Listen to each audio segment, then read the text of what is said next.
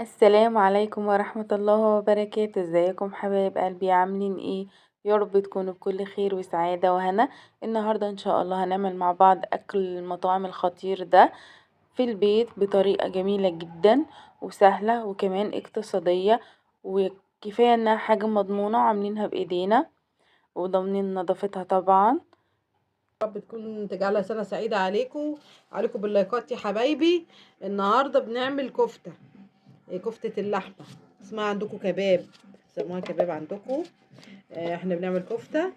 بنحط في الخلاط الحاجات دي عشان نفرمها وتبقى ناعمة، وبعدين نصفيها ونحطها في ايه. بنصفيها وننزل الماء اللي فيها، وبعد كده بنحطها على اللحم. طماطميتين يا حبايبي هم بحطهم دول كده، طماطميتين حجمهم حلو يعني. وكتروا من البصل عشان البصل هو اللي بيديها النكهه الحلوه يا حبايبي. البصل هو اللي بيديها ايه، الطعم الحلو.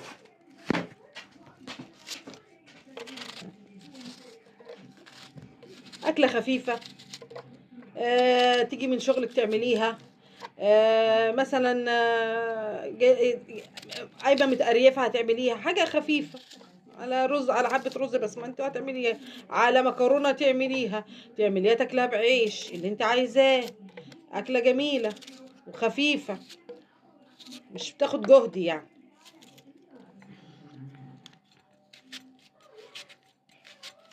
اعمل ايه يا اختي؟ جيت من بره، راجل جاي من الشغل نتنرفز عليا عايز اكل. اعمل له ايه؟ قلت اعمل الاكله دي سريعه.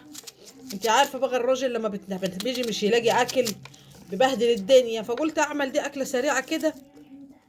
واللحمه كانت في التلاجة يا حبايبي. هنا بقى التوم هنا اهو، وهنا فلفل اسمر، وحبه كمون، ودي حبه بهارات فراخ مشويه برضو بتديها نكهه حلوه برضو، وحبه الملح صغيرين خالص عشان اللحمه ما بحبش، الكفته ما بحبش الملح كتير. وكم فص توم ده بديها برضو ايه ريحه حلوه كده. هنعمل ايه يا حبايبي؟ لازم نظبط الرجاله عشان مش يبهدلونا، الدنيا غاليه والرجاله بتجيبوا من بره متنرفزين. دي يا حبايبي ربطتين بقدونس وقرنين فلفل حراق بارد زي ما انتوا تحبوا، دي بيديها برضو طعم حلو وبيديها ريحه حلوه يا حبايبي.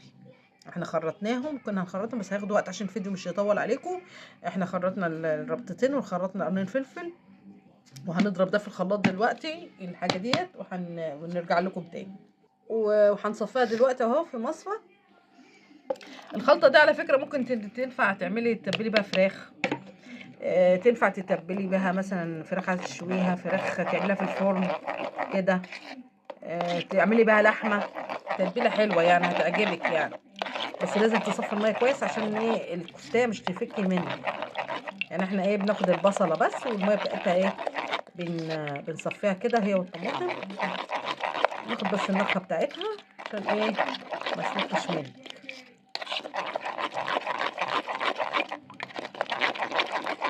ولازم تكوني متاكده من اللحمه، يعني انت جايباها مثلا من حد ثقه يعني عشان مش تفكي منك. ونعمل ايه؟ الاسعار غاليه يا حبايبي، لازم نوفر يعني ايه على قد ما نقدر كده.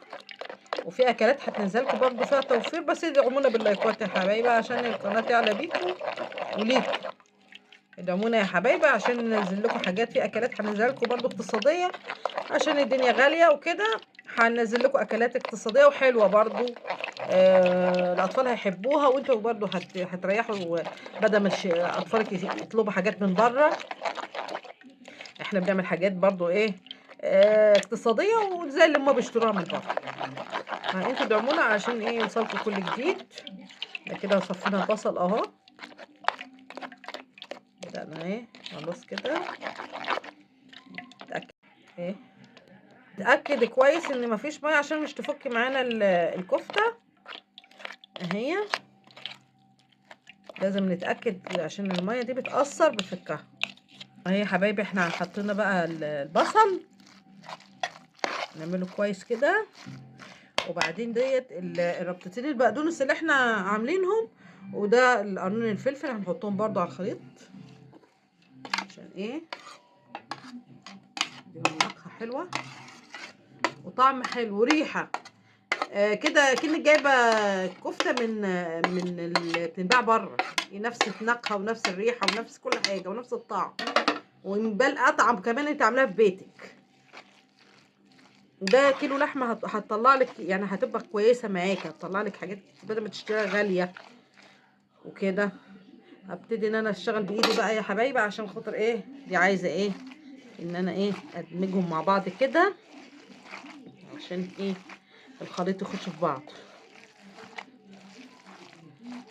هي ما تاخدش كتير، بس لازم تظبطيها عشان تطلع معاكي كويسه. عايزه تشويها على شوايه ممكن تمشي معاك تشويها برضو، يعني انت تسخني كده وتحطيها بقى عندك، لو عندك سيوخ وعندك او عندك شوايه فوق ممكن تشويها، مش شرط ان انت تحطها في الفرن يعني. ده اللي انت عايزه تعمليه ممكن تمشي معاكي يعني.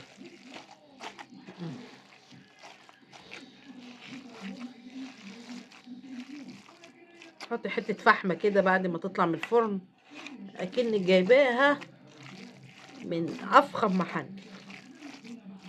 جربيها يا حبيبتي وهتعجبك، واكتبي لي عملت ايه معاكي وعملتيها صح ولا لا. في حاجه عايزه تستفسري عليها برضو انا معاكي. عايزه تاخدي اي مثلا حاجه عايزه تستفسري عليها انا معاكي برضو فيها.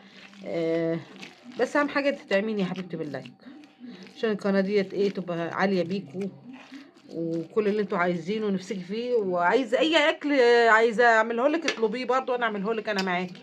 هنبدا بقى ايه دي صينيه، وهنبدا نعمل ايه نعمل الكفته بقى. واجيب انا ما جبتش البتاع، نسيته اللي انا بعمل عليه. هعمل على معلقه عادي اهو، بالراحه كده اهو، مش عايزه حاجه اهي، امشي كده بالراحه. الكفته مهشه معاكي زي الفل اهي. اعمل لك واحده تانية اهي، تعملها اهي ماشيه معاكي بالراحه. تبقى لو سخ اللي هو الكبير ده عايزه تشويها تنفع معاكي عادي اهي. ريحتها مش هقولك، لسه ما استوتش، والريحه مش هقولك على الريحه، ريحه جميله. لسه ما استوتهاش كمان وريحه طالعه. امال ما تستوي هتلم الجيران علينا.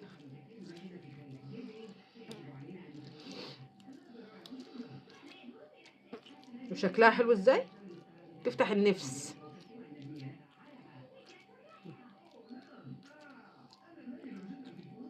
اهي يا حبيبتي، ولا بتاخد غلبه ولا حاجه، وانتي قاعده كده بتصبعي خدش حاجه في ثانيه اهي.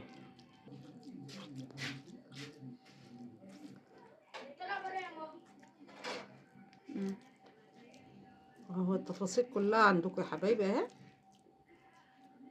بالراحه كده وانتي ايه بتعملي كفتايه كده. لو معايا السيخ كنت خلصت في ثانيه يعني، بس احنا بنمشي برضو بالحاجه اللي عندنا في البيت، الايه الموجود هنعمل، هنوقف نفسنا يعني. واحده اهي اهي يا حبايبي، انا بس بظبطها عشان تبقى ايه زي بعضيها اهي. اهي يا حبايبي بلفها اهي، بلف المعلقه معايا اهي اهي اهي زي الفل اهي يا حبيبتي اهي. عايزه تصغري صغري حسب الحجم اللي انت عايزاه، عايزه تكبري برضو براحتك، الحجم اللي يناسبك اعمليه. دي حاجتك يعني، انت عارفه اللي انت بتحبيه اعمليه.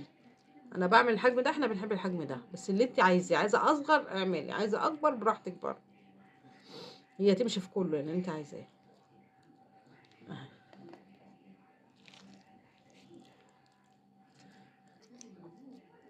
يا رب تاكلوا وانتم متهنيين كده وتبقوا فرحانين يا رب، وتجعلها سنة سعيدة عليكم وعلى أمة مسلمين يا رب، ويحوش الكرب عنا والغلاء يا رب، يا رب يسعدكم يا رب. احنا خلصنا اهو يا حبايبي. هي فوق بعضيها، بس هي لما بتستوي بتكش كده يعني بتبقى حلوه في الصينيه، عشان كده احنا حاطينها فوق بعض، عشان مش يعني تقولوا هي ايه معموله كده ليه يعني. وانا دلوقتي هحطها على النار، وهبدا بقى اعمل ايه احطها على النار واوريها لكم يا حبايبي، وهبدا في الرز واوريكم الرز وانا بعمله برده البسمتي كده يا حبايبي. حطينا حته سمنه بلدي، دي زبده بلدي على البصله، وهنديها تشويحه كده. يعني شويه كده لما تدبل، بس عشان نحط عليها الرز يا حبايبي البسمتي. بس اجيب بقيه الحاجه. نقلب اهو يا حبايبي، ده نقلب كده بس ما تدبل. تاخد بس الدبلان بتاعها.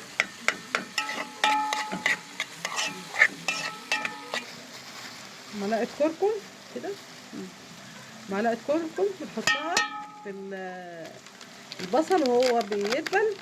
وده خلطه الكبسه برضو بنحط ايه معلقه كده يعني حبايبي. ده تقليبه بقى برضو عشان تاخد ريحه كده. هننزل بقى الرز بقى اهو بقى تسلق بس خلاص اهو يا حبايبي. نقلب بقى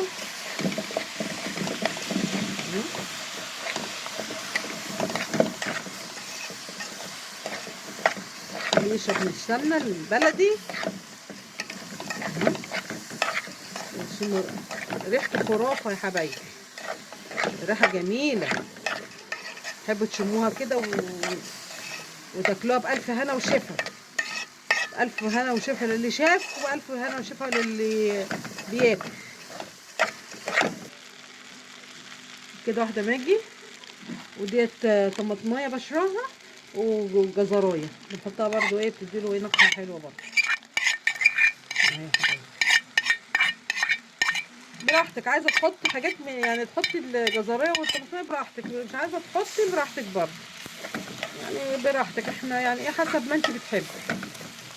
ده بيديله طعم برضو ونكهه حلوه كده، طعم بيبقى جميل. اقلبها شويه اهي يا حبايبي.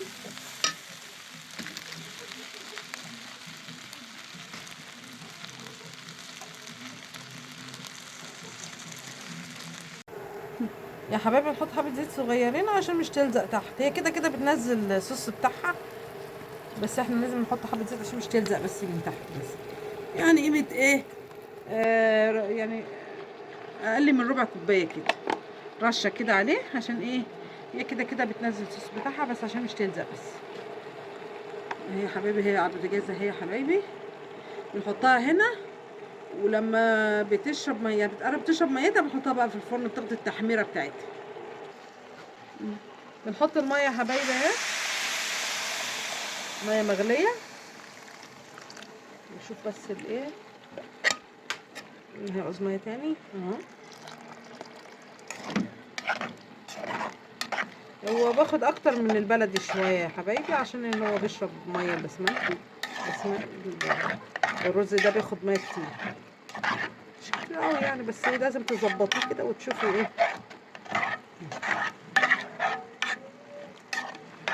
حبه كمان بس كده كويس يا حبايبي. ادي احنا كده حطينا الرز ميته وحطينا الكفته على العين التانيه.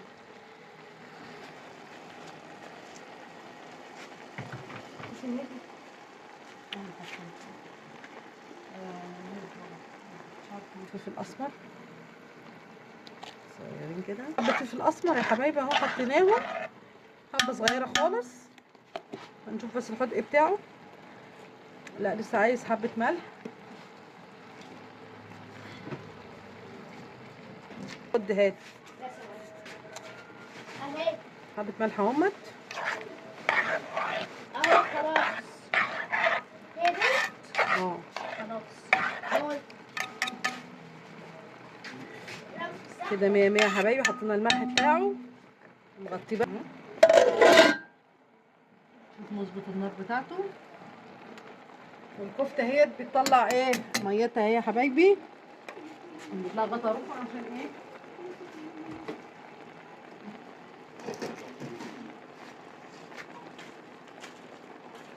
هي هنغطيها برضه عشان ايه البخار وكده يبتدي تسوي. وكده الكفتة بتاعتنا خلصت من ايد ست الحبايب، ربنا يخليها ليا يا رب. زي ما انتم شايفين كده جميلة جدا وطريقتها بسيطة، والكفتة طالعة بجد هشة وجميلة جدا وكمان اقتصادية، وهتطلع معاكي كمية كبيرة خالص. وزي ما انتم شايفين كده مفرغة من جوه وجميلة خالص كده. ان شاء الله تجربوها وتعجبكم. ما تنسوش تعملوا لايك بقى علشان خاطر ماما حبيبة قلبي وتعبها معانا، وانتظروني في فيديو جديد ان شاء الله يا حبايبي. والسلام عليكم ورحمة الله وبركاته.